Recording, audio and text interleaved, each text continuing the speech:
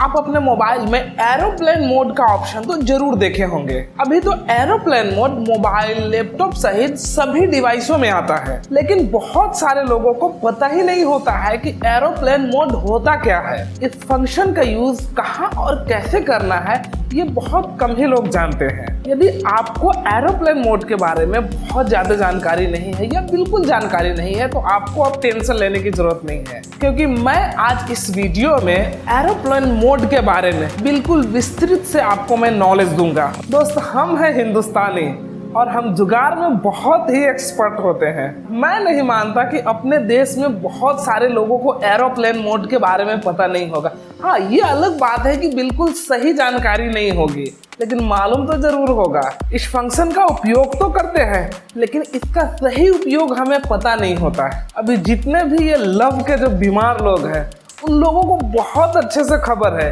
कि ये फंक्शन कब चालू रखना है और कब बंद रखना है। हमारे देश में कई बार वाइफ का बार बार जब फोन आता है तो हस्बैंड लोग बेचारे एरोप्लेन मोड का बहुत अच्छे से इस्तेमाल कर लेते हैं। खैर, ये तो मजाक मस्ती हो गई। अब हम अपने मेन मुद्दे पे आते हैं। एरोप्लेन मोड एक ऐसा मोड होता है जो मोबाइल और टैबलेट्स का वायरलेस सुविधा बंद कर देता है।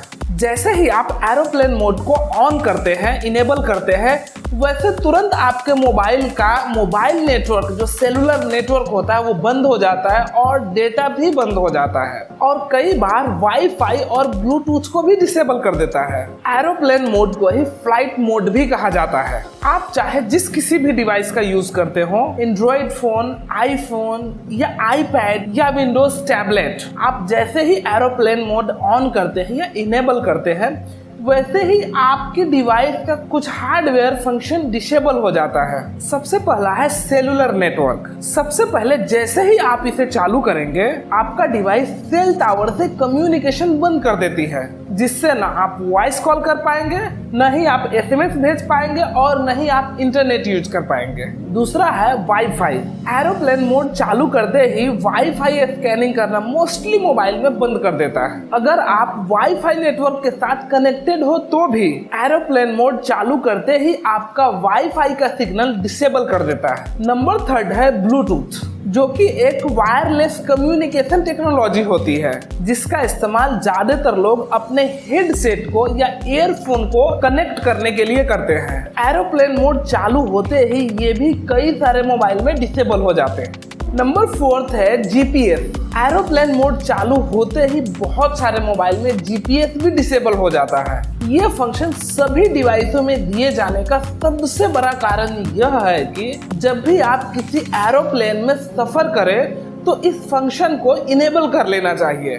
कई सारे देश में एरोप्लेन पे फोन का यूज ही मना है। चलिए, इसके पीछे का अब हम कारण समझते हैं। कोई भी फोन हो या कई सारे टैबलेट्स ऐसे आते हैं जिसमें सेलुलर नेटवर्क का ऑप्शन होता है, वो हमेशा कम्युनिकेट कई सारे सेल टावरों के साथ करती रहती हैं। मोबाइल हमेशा टावरों के साथ कम्युनिकेट बनाए रखना चाहता है। अगर टावर ज्यादा दूर हो तो तब ऐसे में फोन्स या टैबलेट्स को अपने सिग्नल को बूस्ट करना पड़ता है, जिससे कि वो टावर के साथ सही तरीके से कम्युनिकेट कर सके। लेकिन इस प्रकार के कम्युनिकेशन एरोप्लेन के सेंसर को इंटरफेयर करती हैं, जिससे काफी सारी दिक्कतें पैदा हो सकती हैं। सेंसिटिव नेविगेशन इक्विपमेंट अच्छे तरीके से काम करे, इसलिए गवर्नमेंट चाहती है किसी तरह का कोई दुर्घटना ना हो इस मोबाइल के नेटवर्क सिस्टम के कारण। इसीलिए सभी कंपनियों के मोबाइल में एरोप्लेन मोड का ऑप्शन दिया जाता है, ताकि जब भी आप एरोप्लेन में सफर करें